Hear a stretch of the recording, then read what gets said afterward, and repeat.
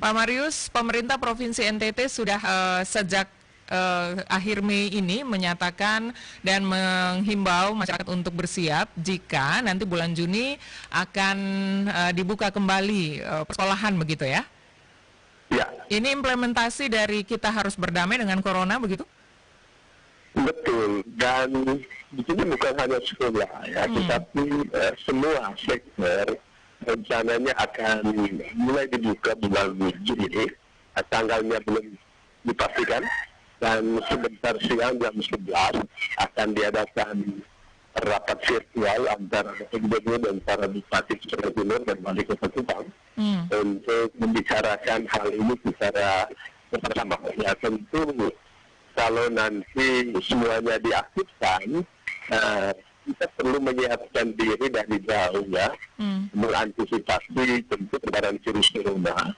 Memang pasti rencana ini akan menimbulkan banyak perdebatan ya. Di satu pihak kita ingin memutus mata rantai penyebaran virus corona, tapi di pihak lain pemerintah menilai bahwa kalau kita tidak aktif dan kita belum bisa memastikan kapan virus corona ini berakhir, maka ekonomi Nusa Tenggara Timur stagnan dan akan kolaps ya. Nah itu Pak Gubernur mulai memikirkan bagaimana skenario ke depan kalau misalnya Juni nanti semuanya diaktifkan, dan tentu saja sebagai otoritas pemerintah perlu memikirkan tidak hanya COVID-19 ya, tetapi penyakit-penyakit lain yang demam berdarah, malaria dan sebagainya, dan juga fokus kita tidak hanya pada kesehatan ini, tetapi juga pada pemberdayaan ekonomi masyarakat di Jawa Timur. Karena kita tahu dampak sosial dan ekonominya begitu besar pada kehidupan kita bersama. Karena itu kita mulai mengantisipasi bagaimana kalau nanti semuanya diaktifkan, dan kita lihat juga belajar dari WHO ya, WHO juga sudah menyusun panduan untuk negara-negara Eropa ketika masuk dalam new normal life, kira-kira seperti itu, kehidupan baru ya.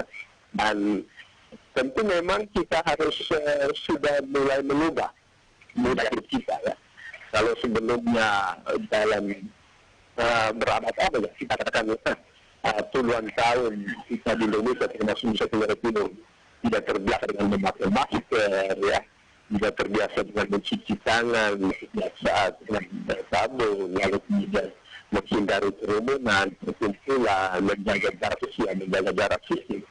Mau tidak mau dalam budaya baru ini, kehidupan yang baru, kita harus mengubah itu dan kita harus menyesuaikan dengan perkembangan yang ada.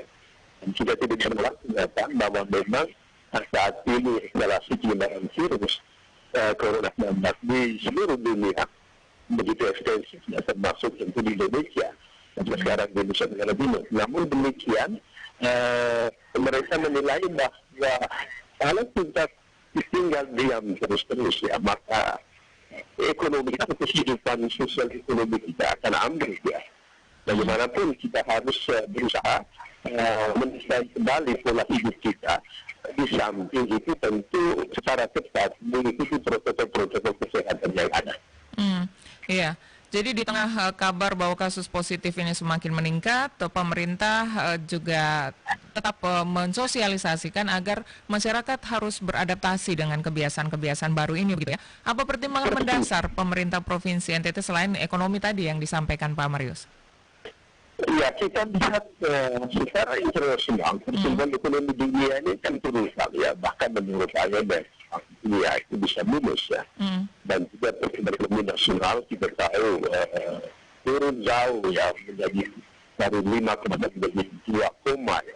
Bukannya pertumbuhan ekonomi Nusa Tenggara Timur. Dan ketika ekonomi kita anjlok, ya ini mempengaruhi seluruh kehidupan ya. Kehidupan sosial, kehidupan kesehatan, dan segala macam. Masyarakat harus makan, masyarakat harus hidup, dan kita tidak bisa selamanya berdiam di dalam rumahnya. Tetapi kita harus bergerak. Ya. Memang tidak mudah, karena di satu pihak kita menghindari virus, tapi di pihak lain sebetulnya supaya bisa hidup. Perlu dipikirkan bahwa ini sudah ada di tengah kita. Dia tidak lagi berbeda seperti penyakit-penyakit lain ya.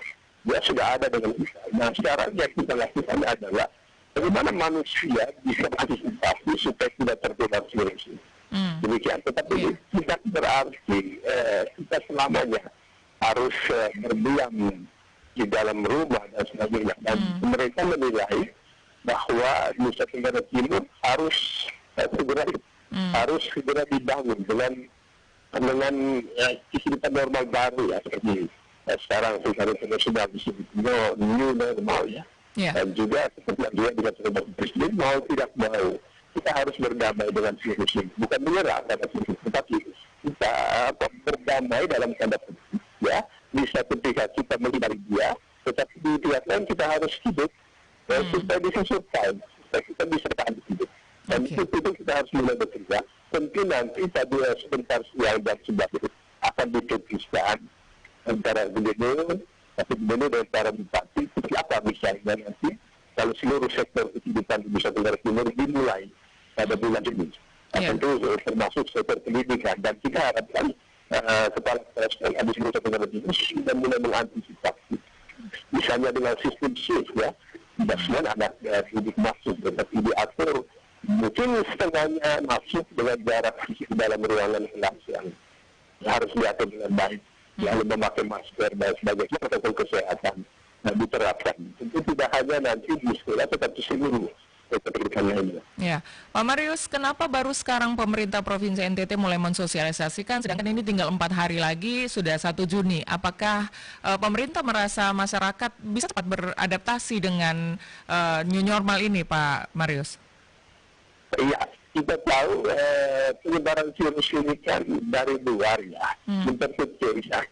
Ketika kita mampu mengamankan saudara-saudara kita yang terkena virus ini di rumah sakit, ya, lalu kemudian melakukan tracing terhadap orang-orang yang sudah melakukan kontak dekat dengan saudara kita yang terkena virus ini, ya.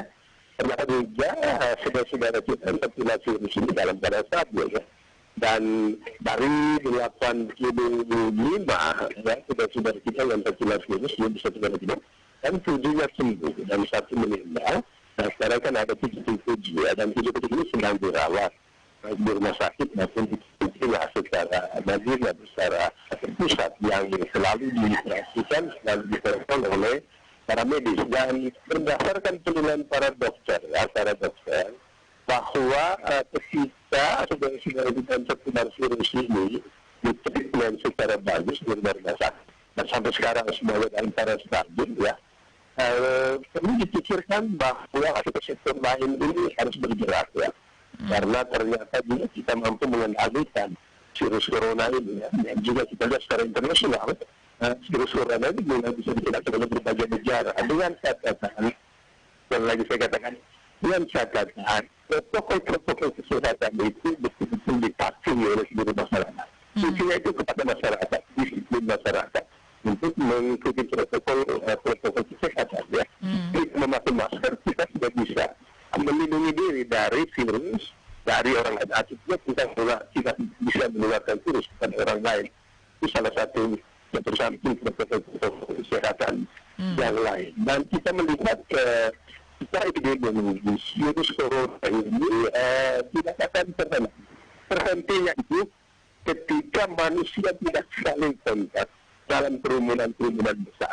Walaupun dia terpaksa berkumpul hanya di dalam ruangan kelas dengan diatur dengan mudah, lalu dijaga jarak, atau juga ketika melakukan pertemuan tapi tidak menjaga jarak, selalu memakai masker, kita bisa melindungi diri dari penyebaran virus corona ini.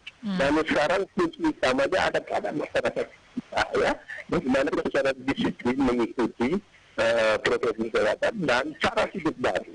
Sebenarnya kita tidak terbiasa dengan masker ya, kecuali para dokter, para medis selama ini. Tapi kita ini kita terbiasa dengan masker. Tapi sekarang mau tidak mau harus kewajiban ya. Ya wajib ya, dan ini cara hidup baru yang harus kita anut. Karena begini Mbak Desi, kalau kita misalnya menunggu sampai virus ini selesai, sementara virusnya mungkin selesai tahun 2023, 2024, ya kita tidak tahu. Dan tidak ada jaminan juga ya bahwa virus ini akan hilang ya Pak. Persis. Yang kita lakukan sekarang adalah bagaimana mengantisipasi, melindungi diri dari virus ini. Virus ini ibaratnya dia melayang-layang di udara masyarakat. Kita juga, manusia juga punya kemampuan bagaimana untuk menghindar, untuk melindungi diri. Gitu. Ya, sama lah dengan penyakit-penyakit lain. Ada protokol kesehatan. Jadi berdampingan gitu manusia dengan virus-virus itu. Membersihkan bintik nyamuk, menjaga kebersihan dan sebagainya. Ini protokol kesehatan yang lain. Memakai masker, mencuci tangan dan sabun, tidak berkerumun secara besar-besar. Dan sekarang kalaupun terpaksa berkumpul harus dijaga jarak supaya virus itu tidak menyebar dari orang ke orang. Meningkatkan imun tubuh juga hal yang paling penting begitu ya. Meningkatkan imunitas tubuh, selalu berolahraga dan sebagainya. Dan ketika daya tahan tubuh kita kuat, virus ini juga tidak masuk di dalam diri kita. Ya, kita sampai pada masa no other choice, tidak ada pilihan lain selain kita harus melawan begitu ya. Dan ini diimplementasikan dengan nanti Juni ini akan segera dibuka sektor-sektor, tidak hanya pendidikan begitu Pak Marius ya. Tanpa melangkahi keputusan gubernur dan wakil gubernur yang disampaikan nanti, apakah bisa dipastikan bahwa ini akan segera diberlakukan di NTT begitu Pak Marius? Ya, kalau surat secara resmi dari pemerintah pusat sampai 29 Mei ya. 29 Mei. Dan kita lihat Kemenko Perekonomian juga sudah membuat suatu panduan bertahap ya fasenya. Ya, misalnya Kemenko Perekonomian sudah membuat beberapa simulasi. Misalnya 1 Juli itu ada sektor kehidupan, ada sektor ekonomi yang dibuka, tetapi ada juga yang belum dibuka, jadi ada fase-fasenya. Mungkin ini yang kita harus lakukan ke depannya. Mungkin nanti sektor kehidupan kita di sini bisa berada. Nanti sebentar siang akan dibuka apakah bertahap atau bagaimana. Misalnya sektor mana dulu, nanti akan diputuskan siang ketika diadakan telekonferensi dan cara berpakai. Iya, Pak Marius, kami juga tunggu update informasinya nanti terkait dengan hasil rapat virtual gubernur dengan para bupati seprovinsi NTT ya.